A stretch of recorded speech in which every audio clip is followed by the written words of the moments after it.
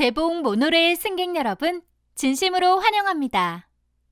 저희 대봉 모노레일은 3.933km로 국내 최장 길이를 자랑하며 상부 승강장까지 32분, 전체 탑승 시간은 약 65분이 소요됩니다. 이제 곧 출발하오니 안전벨트를 착용하여 주시기 바랍니다.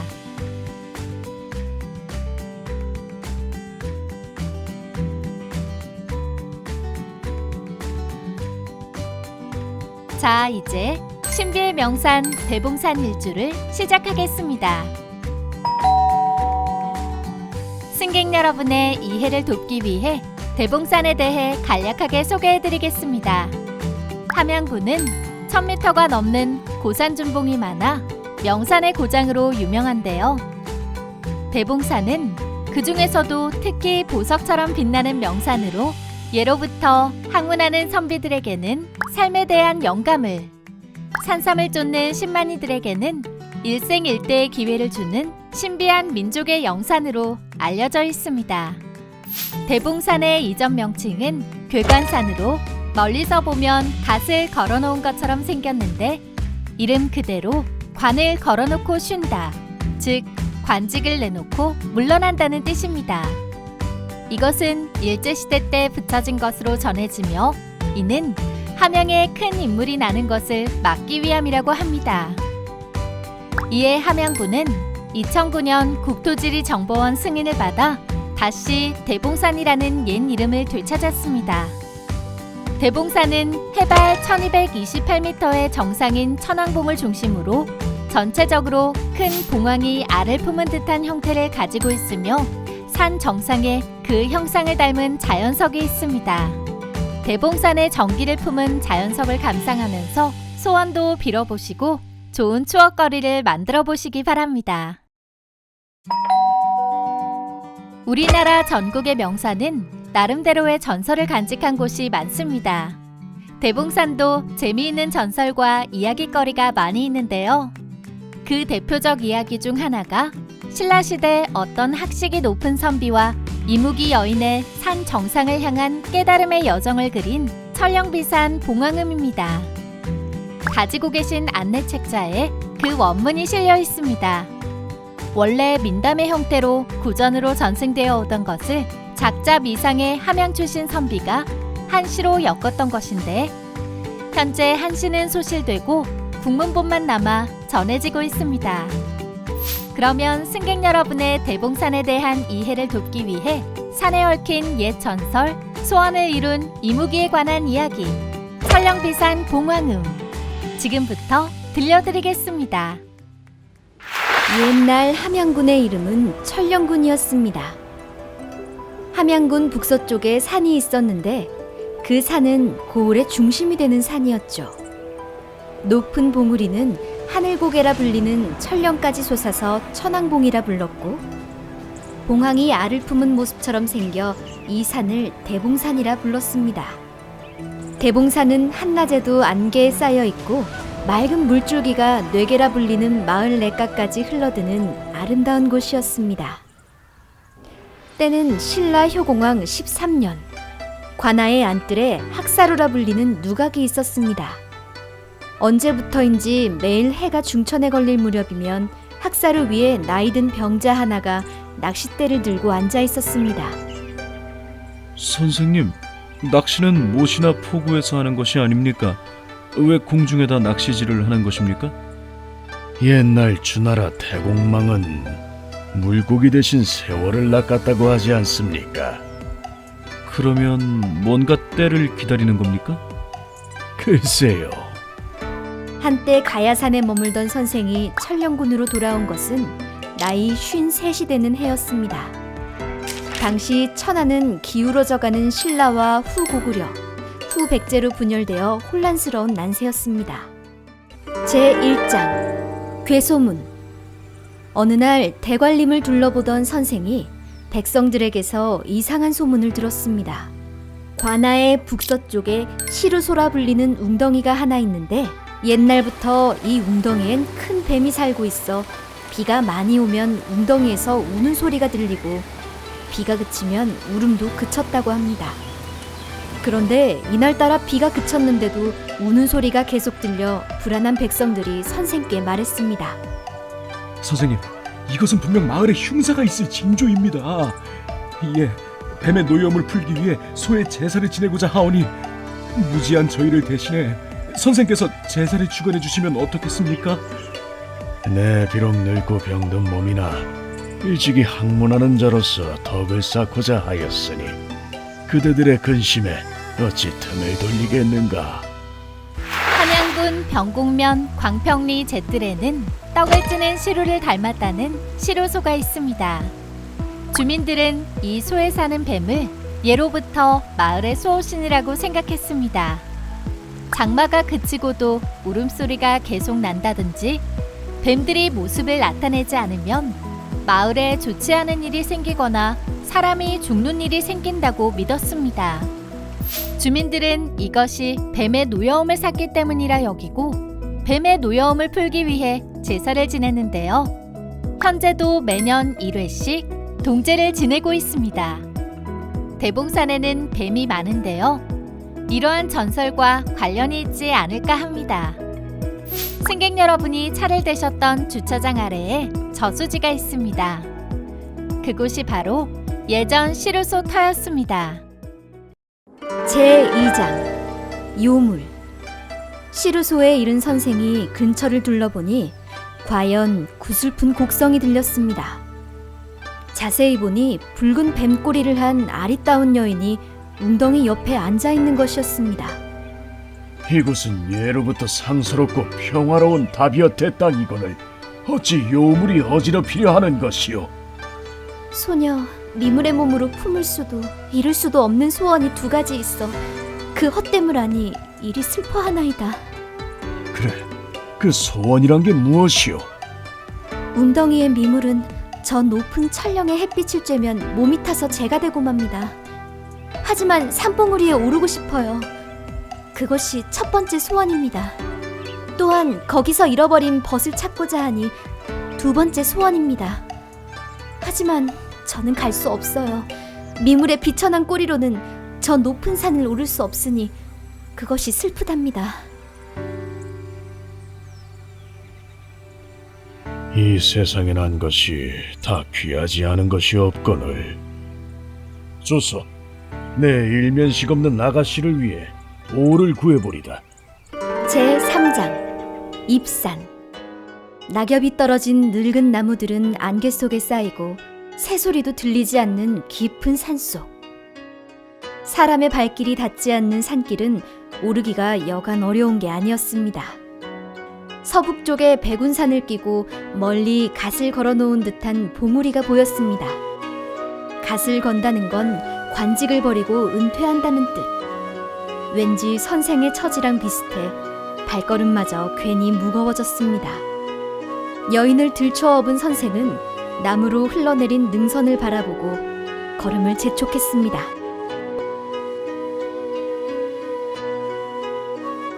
죄송합니다. 소녀, 괜히 원울청에 짐이 된 것이. 산을 오르는 것은 배움을 구하는 것과 같소. 아가씨를 돕는 것은 나를 돕는 것과 다를 바 없으니 심려치 마시오. 제4장 현무. 산행 중에 선생이 보니 산자락에 뭔가가 앉아 있었습니다. 목과 꼬리가 뱀의 형상을 하고 수처럼 검은 등딱지를 가진 거북이였습니다. 어디서 왔소? 대관리 말에 뇌계 사람이오. 그래, 어디로 가는 길이시오? 하늘제라 불리는 저 높은 산봉우리로 가는 길이라오. 나는 북쪽의 수장, 거북신 현무. 그래, 어인 까닭으로 산을 오르려는 것이요. 비록 입신양명하여 나라를 바로 세우려 했으나 뜻을 이루지 못하였소. 이 아가씨의 소원이 저 산에 오르는 것이오. 그조차 못 들어준다면 대장부로서의 삶이 부끄럽기 때문이오. 떨어지는 물은 다시 거스를 수 없으니 지는 해를 어찌 막으리요. 꽃잎은 금방 시들지요. 선생의 길을 가시오. 선생이 등을 돌려 발걸음을 재촉하는 동안 거북은 꿈쩍 않고 그 자리를 지켰습니다. 제5장 대봉샘. 대봉산 중턱에 샘이 하나 있었는데 옥수라고 불렀습니다. 오동나무 숲에 쌓여 그 자태가 신비로웠고 예로부터 큰 인물이 날 때면 봉황이 근처 오동나무에 깃들어 노래하였다는 이야기가 전해졌습니다. 봉황새가 오동나무에 깃드는 건 무슨 까닭입니까? 오동은 잘라내도 이듬해 남은 가지에서 다시 줄기를 뻗는다오. 그렇게 봉황새처럼 푸른 절개를 이어가기 때문일 테지요.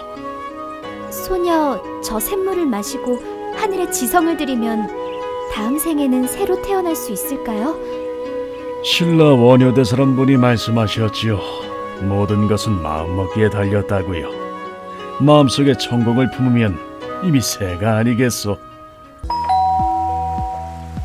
대봉산 중턱에는 봉황이 마셨다는 샘터가 있었는데 대봉샘이라 불렀습니다. 아쉽게도 지금은 화전으로 인해 터가 훼손되고 샘물의 흔적을 찾아볼 수가 없습니다. 하지만 전설에 따르면 대봉의 기운을 따라 샘물이 대봉고개를 넘어가 건너편 원산마을 쪽에 고여 새로운 샘이 생겼다는 얘기가 있는데요. 대봉의 기운을 받아서인지 예로부터 원산마을은 별빛이 유난히 촘촘하고 밝아 별이 쏟아지는 마을이라 해서 월성촌이라 불렀습니다. 이에 함양군에서는 원산마을의 별빛을 고스란히 담은 터에 숙박시설을 조성하고 대봉 캠핑랜드라 이름 지었습니다. 대봉 모노레일 이용객께는 대봉 캠핑랜드 숙박시설 이용 할인 서비스를 제공하오니 한번 방문하셔서 아름다운 밤을 체험해 보시기 바랍니다. 제6장 백호. 선생이 대봉산 능선 아래에 이르자 온몸이 하얀 호랑이 한 마리가 선생을 노려보고 있었습니다. 호랑이의 눈은 붉고 이빨은 얼음 송곳 같았으며 이마엔 번개처럼 세 갈래로 주름이 잡혀 무서운 얼굴을 하고 있었습니다. 아래쪽엔 거북이, 위쪽엔 호랑이가 막아서니 한낱 피부를 어찌 이리 괴롭히는 것이오. 나는 서쪽의 태백신. 선생이 말한 거북은 북쪽의 기운이 나무로 뻗치는 것. 곧 고려가 신라를 침범하는 형세가 아니겠소. 태자는 서에서도 흥하고 계룡은 동으로 기우니 이를 너희 알고. 허니 만국을 위해 괴로워만 말고 새 군왕을 조자 뜻을 펼치는 건 어떻겠소. 충이란 글자는 마음심의 가운데 중자를 쓰지요. 이 마음이 중심에 있어서 흔들리지 아니하니 임금과 신하 사이에 의가 있어야 함은 아비와 아들 사이에 친함이 있는 것과 같은 이치 아니겠소. 난 새의 의는 단명하기 쉽습니다. 부디 목숨 가벼이 하지 마시기를. 백호를 뒤로 하고 선생은 산행을 계속했습니다. 승객 여러분, 오른쪽을 보십시오. 옛날 대봉산을 주름잡았던 우리 민족의 영물 백호입니다. 이야기 속에서는 후백제를 건국한 견원장군을 상징하는 동물로 등장합니다. 백호는 선생에게 주군을 바꾸는 것이 어떻겠냐며 신라에 대한 충성심을 은근슬쩍 떠보지만 선생은 이런 제안에 거절합니다. 제7장 용천석. 대봉산 산자락. 언덕 위에 마치 소나무처럼 하늘을 향해 자라는 돌무더기가 있었습니다. 그걸 옛날부터 사람들은 하늘로 오르는 용처럼 생겼다고 해서 용천석이라 불렀습니다. 계림 황엽이니 공령청성이라. 무슨 뜻입니까, 선생님? 신라는 누런 잎처럼 시드른데 고려는 솔처럼 푸르러만 간다는 뜻이요. 선생님, 이제 그만 내려놓으심이 어떨런지요?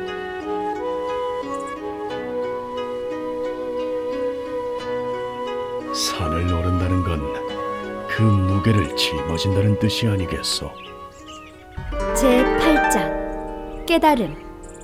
산이 높아짐에 따라 짐은 가벼워지고 공기는 더 맑아집니다. 발밑에는 힘이 더 생기고 세상은 빛으로 가득 찹니다. 선생과 여인이 드디어 정상에 다다르니 이곳이 하늘째인 천령이었습니다. 고개를 돌리면 멀리로 천왕봉과 반야봉 등 영산을 호위하듯 영봉들로 산세가 굽이쳤습니다. 선생과 여인은 아름다운 풍광에 넋을 잃고 그렇게 한참을 서 있었습니다. 그래, 벗은 찾았어?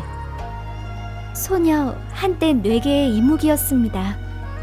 홍수로 백성을 괴롭히곤 했으나 백성을 위해 제방을 쌓고 물길을 돌리는 선생님을 보았습니다. 비록 미물의 몸이지만 한때 선생님을 마음에 담았습니다. 그러나 돌아오신 선생님의 얼굴은 왠지 어둡고 예전 같지 않으셨지요. 그것이 슬펐습니다. 그랬구려. 선생의 시야 아래 멀리 대관림 사이로 뇌계가 유유히 흐르고 있었습니다. 그 잔잔한 흐름 위로 하나의 시대가 낙조처럼 저물어 가고 있었습니다. 한 줄기 바람이 선생의 귓불을 스쳤습니다. 그것은 천상에서 아래 사바 세계로 향하는 부처의 북소리같이 느껴졌습니다. 참으로 아름답구나. 벗과 함께 산하를 내려다보는 것이. 제9장 소원바위. 모든 것이 고통스럽고 모든 것이 덧없으며 모든 것은 실제 없는 것과 같으니 두려워 말라. 앞에 놓인 빛을 따르라. 산다는 건 수레바퀴와 같은 것. 여기 열애의 불법이 있으니 중생은 들으라. 해탈을 깨우치면 삼라만상 위에 해안을 얻고 깨달음을 얻을지니 수레바퀴 같은 윤회의 굴레에서 벗어나 그 티끌만한 번뇌마저 벗어던지니 천상의 것이로다. 선생과 여인은 산을 내려오지 않았습니다. 그 후 시루소의 울음소리는 더 이상 들리지 않게 되었죠. 수련을 거듭하던 선생은 오랜 세월 자리에서 꼼짝하지 않았습니다. 그리고 그 자리에 우뚝 솟은 바위 하나가 되었죠. 그 바위는 푸른 이끼가 낀 벼감 또는 선인바위라 했는데 여기서 기도한 신만이들이 산삼을 발견하거나 과거에 급제한 선비들이 많아 사람들이 소원바위라 부르게 되었습니다. 한편 여인은 바위가 된 선생 옆에서 한 줌의 재가 되었답니다. 훗날 그 재 속에서 알을 깨듯 큰 새 한 마리가 날아올랐습니다. 사람들은 그 새를 소원을 이룬 이무기, 대봉산 봉황이라 부르게 되었고 하늘재 너머로 흩어지는 봉황의 노랫소리를 봉황음이라 하였습니다. 승객 여러분, 정면 위쪽을 보십시오. 중간에 밑동이 잘려나간 형태의 봉우리 같은 것이 보일 겁니다. 조금 전 이야기 속에 등장하는 용천석입니다. 예전에 용이 승천하는 것처럼 하늘을 향해 자란다고 하여 용천석이라 불리는 자연석이 있었습니다. 그러나 아쉽게도 일제강점기 때 훼손되어 지금의 모습이 되었다고 합니다. 승객 여러분, 이제 곧 정상에 도착합니다. 이야기 속의 주인공인 이분은 누구일까요? 주인공이 고운 최치원 선생이라는 설도 있고 덕망 높은 미상의 학자라는 설도 있습니다. 선생이 소원바위, 즉 대봉산 산신령이 되었다는 전설은 민담의 형태로 오랫동안 전승되어 왔습니다. 자, 이제 상부 승강장에서 내리시면 오른쪽으로 소원바위가 나옵니다. 바위 옆에 가시면 소원바위가 된 선생을 만나보실 수 있으며 그 옆에 큰 새가 웅크린 모양의 바위도 보실 수 있는데 바로 소원을 이룬 이묵이 재 속에서 태어난 봉황이랍니다. 소원바위를 한 바퀴 돌면서 대봉산 산신령께 소원을 빌어보시기 바랍니다. 자, 이제 정상입니다. 내리실 때 머리를 조심하여 주십시오. 정상 관광이 끝나시면 다음 차량을 이용해 하산하여 주시기 바랍니다. 모노레일 출발하겠습니다. 안전벨트를 착용하여 주시기 바랍니다. 승객 여러분, 정상 구경은 잘하셨는지요? 경순한 9년, 해가 지듯 그렇게 신라는 망하고 고려가 세워졌습니다. 어느 날 대봉산 정상에서 봉황 우는 소리가 들리더니 북쪽 하늘에서 별똥별 하나가 밤하늘을 갈랐습니다. 그것은 남쪽 지리산 자락인 오봉산에 떨어져 홍염에 휩싸였고 후에 사람이 놓은 형상처럼 되었습니다. 그 생긴 모양이 선생의 얼굴을 닮아서인지 사람들은 선생이 성불하였다 여기게 되었습니다. 대봉산 봉황 이야기는 여기에서 끝을 맺습니다. 봉황은 천문 오행 사상에서 남쪽의 주작에 해당하는 사방신 중 하나로 이 새가 세상에 나타나면 천하가 크게 안녕하다고 합니다. 대봉산을 방문하신 여러분들께서도 봉황의 정기를 받아 여러분들의 가정이 늘 웃음과 행복으로 가득하시길 바랍니다. 승객 여러분, 지리산 방향을 봐주세요. 혹시 하늘을 향해 누운 사람의 여벌굴 모양을 한 산이 보이시나요? 오봉산이라고 불린답니다. 아까 전 이야기에 등장하는 별똥별이 떨어진 자리에 생긴 사람의 형상을 한 산입니다. 성불한 선생의 모습이라고도 하죠. 승객 여러분, 오른쪽을 봐주세요. 거북 모양의 바위가 보이시죠? 바로 이야기 속에 나온 현무입니다. 현무는 천문 오행사상에서 유래한 사방신의 하나를 말하는데요. 좌청룡, 우백호, 남주작, 북현무에 해당하는 것으로 중국 한나라와 육조시대에 유행하였는데 고구려 고분 등 옛 무덤에서도 만나볼 수 있습니다. 그러면 지금부터는 편안한 음악을 들으며 여유롭게 대봉산을 내려가도록 하겠습니다. 승객 여러분, 이제 종착역입니다. 아름다운 함양, 스토리가 있는 대봉산을 방문해 주셔서 대단히 감사합니다. 다음에는 더 멋진 볼거리로 여러분을 맞이할 것을 약속드리며 함양군에 머무시는 동안 즐겁고 행복한 시간 되시기 바랍니다. 안녕히 가십시오. 감사합니다.